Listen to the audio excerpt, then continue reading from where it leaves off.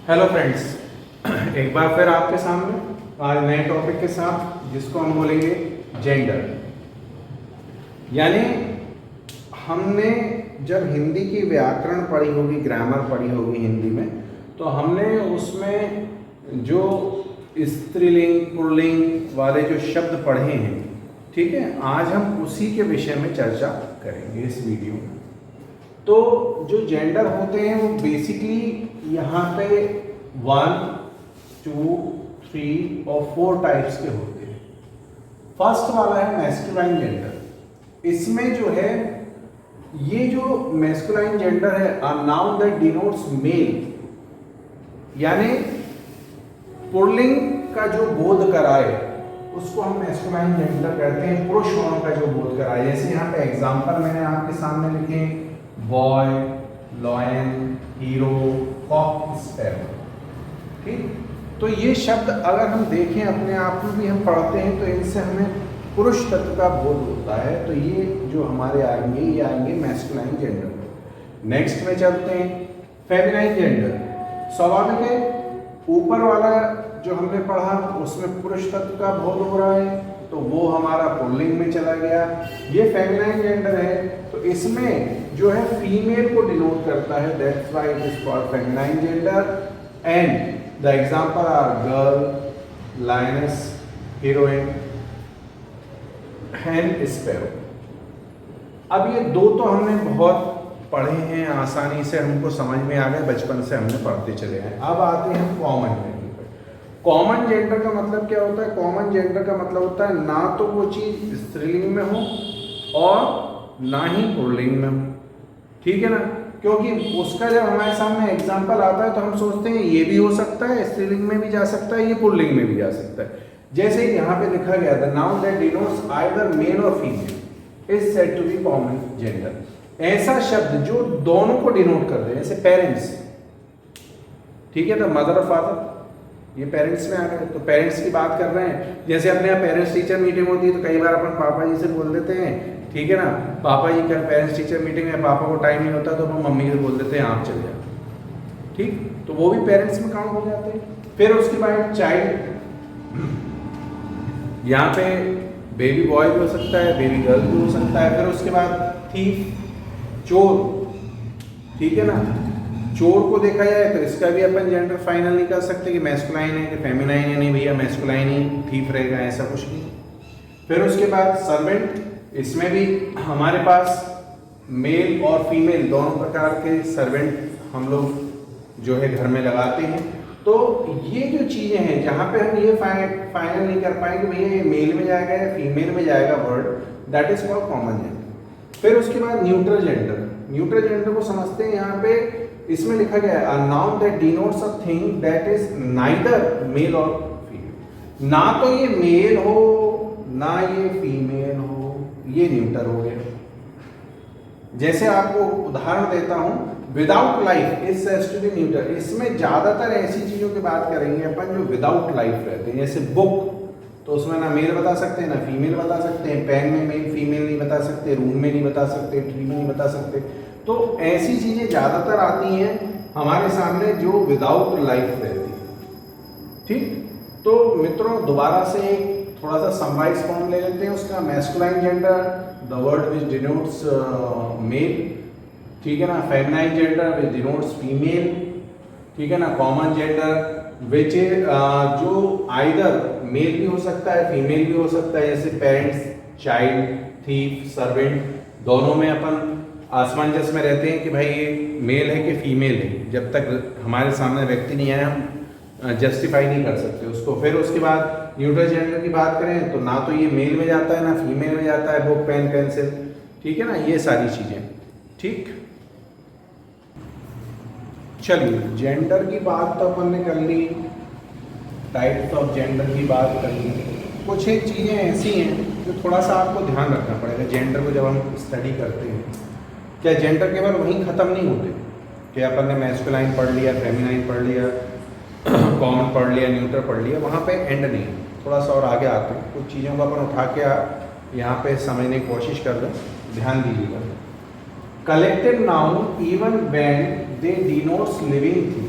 ध्यान रखिए, collective noun हो और वो डिनोट कर रहा हो लिविंग थिंग्स,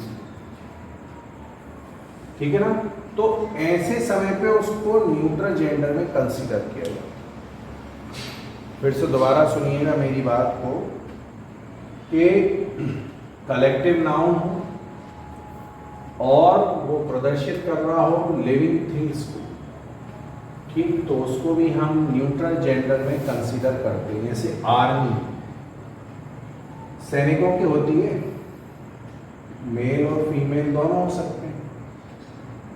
राउट प्यूपल है, इसमें मेल फीमेल सभी लोग आ सकते हैं। हर्ड कैटल्स के समूह को बोलते हैं, तो इसमें भी वही स्थिति है। तो कहने का मतलब क्या है कि जब हम कलेक्टिव नाउन की बात करेंगे और वो डिनोट करे लिविंग थिंग को, तो उसको कंसीडर करते हैं हम न्यूट्रल जेंडर में। ये आपको ध्यान रखना है, because when we are facing the examination, some of the examiners put on the question like this, so we have to also remember these things. चलिए आगे, फिर नेक्स्ट पॉइंट हमारा क्या बोल रहा है, नेक्स्ट पॉइंट को ध्यान देंगे।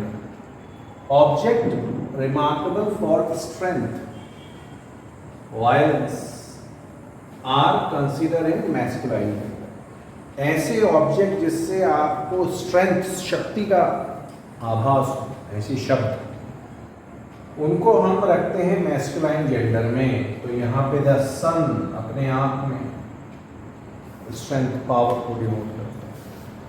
फिर उसके बाद समर विंटर, ये सीजन है, बोलते हैं ना भैया गर्मी से तो भगवान बचाए, है ना।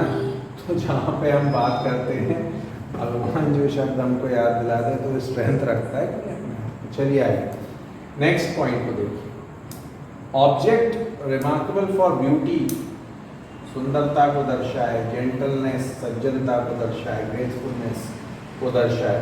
तो ऐसे शब्द को हम जो मानते हैं वो अपन लेते हैं उसको एक प्रकार से फेमिनाइन जेंडर, उसको काय में लेते हैं, उसको अपन लेते हैं फेमिनाइन जेंडर।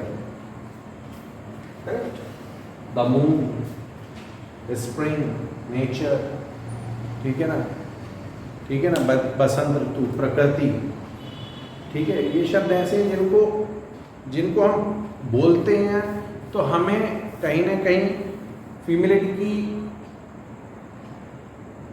आभास को दर्शाते हैं शब्द, ठीक है फ्रेंड्स। चलिए इनको एक बार रिवाइज करिए, फिर अपन आगे बढ़ते हैं। यहाँ पे कलेक्टिव नाउन अगर वो लिविंग है तो न्यूट्रल जेंडर माने जाते हैं। जैसे शब्द जिनसे स्ट्रेंथ वायलेंस का बोध होता है हमको, वो हम उसको रखते हैं मैस्कुलाइन जेंडर में। जहाँ पे हमको ब्यूटी, जेंटलनेस, ग्रेसफुलनेस की बात करें अगर, वहाँ पे मैंने शायद यहाँ पे फेमिनाइन जेंडर लिखना भूल गया आपके लिए, तो आप लिख लीजिएगा, उनको हम फेमिनाइन जेंडर में रखते हैं।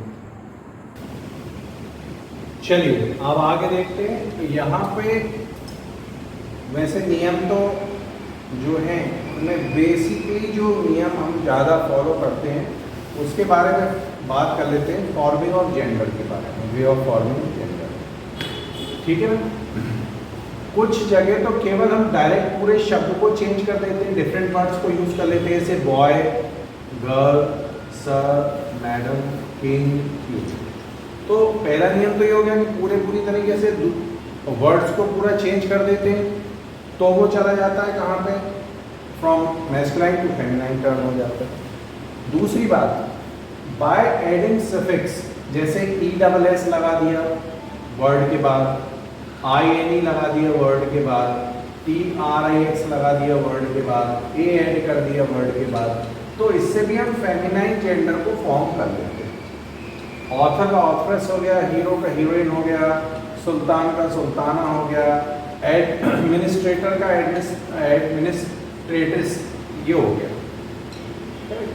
अगर बात करी जाए तो आप लोग एक बात ज़्यादा ध्यान रखना कि ESS वाला जो है, ESS वाला, ये सफिक्स सबसे ज़्यादा इस्तेमाल करा जाता है फेमिनाइन जेंडर बनाने के लिए। ESS जो है वो मैस्कुलाइन से फेमिनाइन टर्न करने में उस सफिक्स का सबसे ज़्यादा इस्तेमाल होता है, ये आपको ध्यान रखना। फिर उसके बाद कुछ ऐसे होते हैं जिसमें हम मैस्कुलाइन जेंडर में कुछ वर्ड्स ऐड कर देते हैं उनको फेमिनाइन टर्न करने के लिए, जैसे वुल काफ काउ काफ हो गया, ही गोट का शी गोट हो गया, मैन सर्वेंट का मेड सर्वेंट हो गया। ठीक है ना, दोबारा समराइज कर लेते हैं। कुछ वर्ड को हम पूरा तरीके से डिफरेंटली चेंज कर देते हैं, जैसे बॉय को गर्ल, सर को मैडम, किन को प्यून में चेंज किया हमने। फिर उसके बाद कुछ जगह हम सफिक्स लगा देते हैं, जैसे ESSI, INE, TRX और A। तो ऐसे में हम उसको मैस्कुलाइन जो शब्द रहते हैं उनको फेमिनाइन जेंडर में चेंज कर लेते हैं। यहाँ पे मैंने आपको एक छोटा सा नोट लिख दिया है, इस बॉक्स के अंदर ये नोट लिखा हुआ है कि ESS जो है वो सबसे ज़्यादा कॉमन सफिक्स होता है जब हम मैस्कुलाइन जेंडर को फेमिनाइन जेंडर में ले जाते हैं।